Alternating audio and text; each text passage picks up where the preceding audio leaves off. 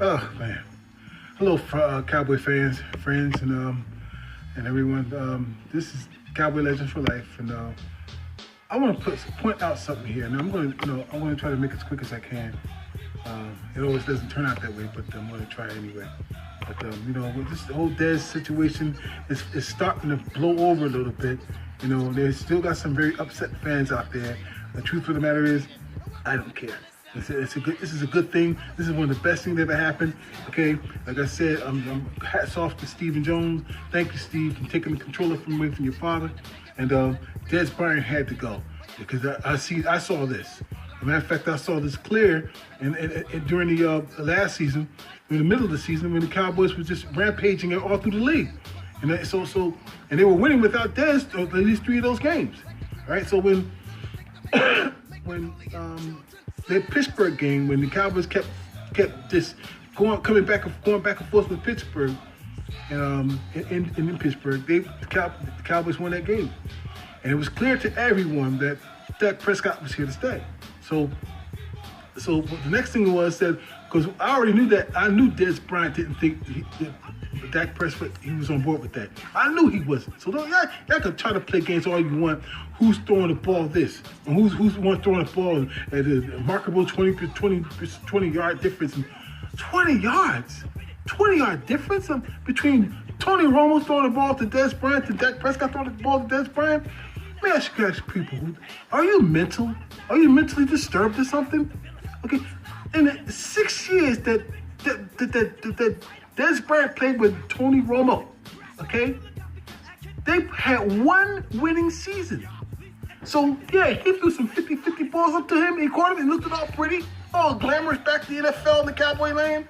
That's good. But did they win? No. They had one winning season, 12-4 season. Other than that, it was 6-10, 8-8, 8-8, 8-8, 12-4, and then 4-12. Okay? Don't give me that bullshit about Dez Bryant and the difference in the back. They sucked. Okay? Winning is what's important here. That's the bottom line. And the only time Dez Bryant had a back-to-back winning season when Dak Prescott was at the helm. 13-3, 9-7. Okay? And a lot of those goddamn losses in the 7 was because of Dez Bryant. He's the cause of those fucking losses. Some of those losses anyway. Okay? So don't give me that shit. Let me tell you this, okay? People upset also about this. And I heard a few of you out there. I'm not gonna name no names, I don't want them coming back at me because I don't want to get nasty than I already am. All right, that's a fact. All right, and that is, they said, well, shit, if Dez Bryant had to leave, how come Jason Witten's still here? He was slow. He had lost a step. Okay, listen. So I'll do some research because I like doing that. I do what my eyes permit me to try to deal with because I have very bad eyes and stuff. So I took the time out in the morning, rested them, and did some little research. And I got on there to one of my favorite sites. That is ProFootballReference.com.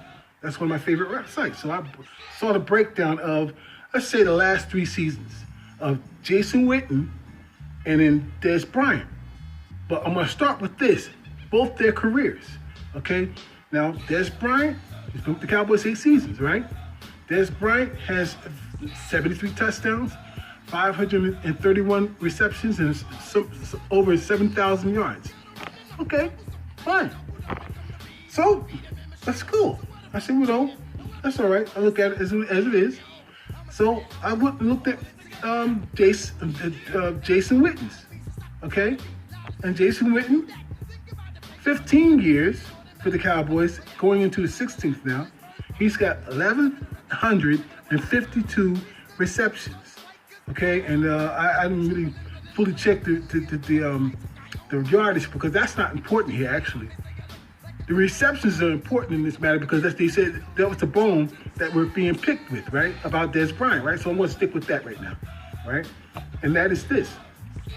So I said, I think it's a bit unfair because I always knew that Jason Whitten was always consistent. He was always around the ball, always around trying to be open for the ball, and he did his job admirably. he did it well. No matter how slow he was, the man always had a way to find himself open because he knew how to do the routes. Good. So I said, let me do the first 8 years of Jason Whitten. So I did the first 8 years and counted up the receiving and the receiving totals. And his totals were 617 in his first 8 years. 617 catches to Des Bryant's 531. He's a damn tight end, where a real tight end's job is to do blocking and catching second. Okay?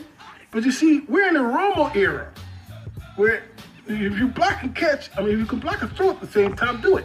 Because I'm going to throw the ball.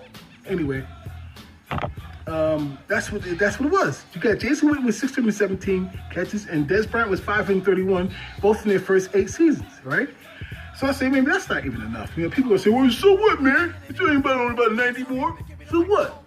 So I say, let me look at the percentage of the times of the targets and all that stuff, right? So I said, even though that's not important, I'm going to point out something here, okay? What tells the tape? Tail of the tape on this one.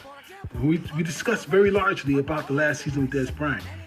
132 targets by Dak Prescott to him. That's a lot because he's done only 130 or more 2 times after that in his career. 30 and plus more. He had one year it was 150 something. And he had also, I believe it was that. Let me look again. But in his other year, he had over 130. And so, but anyway, here's the point, okay? With Dak Prescott in 2017, he threw the target at 132. He scored only 69. Now, even if Dak had, you can target, even if you include in some bad throws, okay, good, okay, bad throws. All quarterbacks throw bad throws. Tom Brady, whomever, okay? And so, he still had only 69 catches. He dropped a lot of those catches anyway because he led the league in drops. He led the league in drops. Okay, that's not dispute because that wasn't the first time he did lead the league in drops. Okay, now I looked at the percentage of that. I'm gonna tell you that in a minute. But I'm gonna start with this.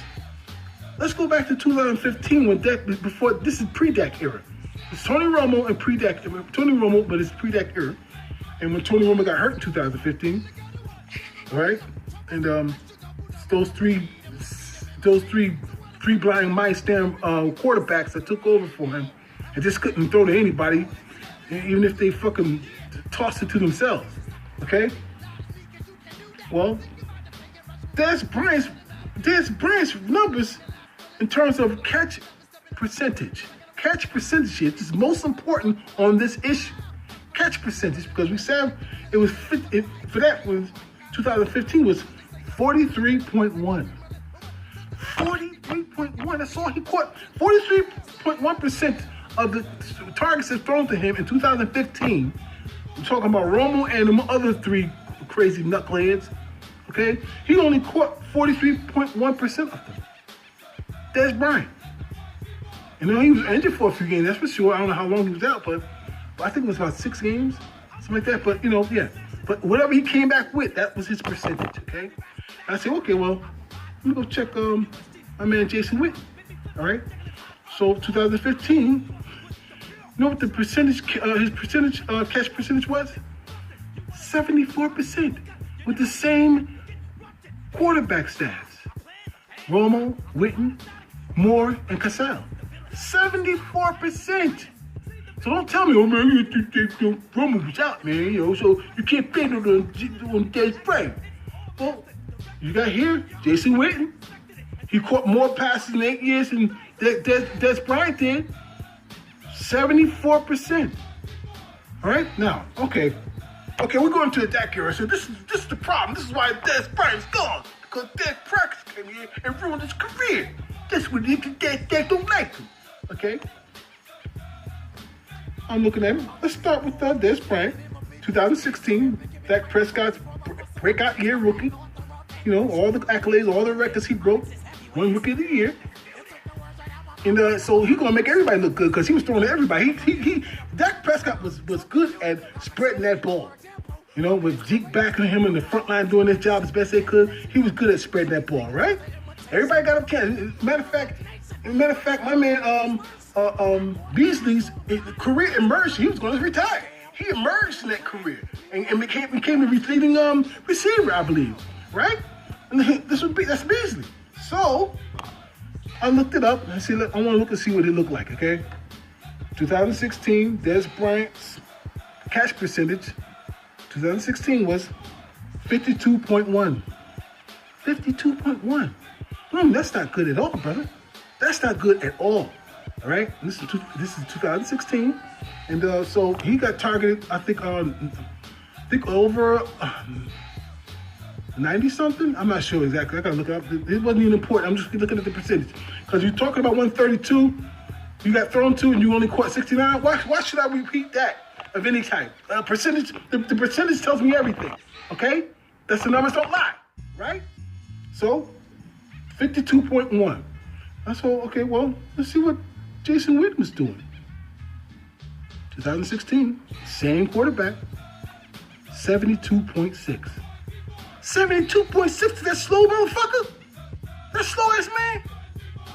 He still got the ball at 72.6. He couldn't even run, but he got open. He ran the routes right, and he had great hands. 72.6, Jason Whitten, right? So I said, well, that Prescott fell off, man. Shit. This is the problem now. It's the reason why it got worse. Cowboys could miss the playoffs and they didn't do well and you had to miss the seat. So they blamed it all on Dez. It was all his way. They blamed it all on him. Okay?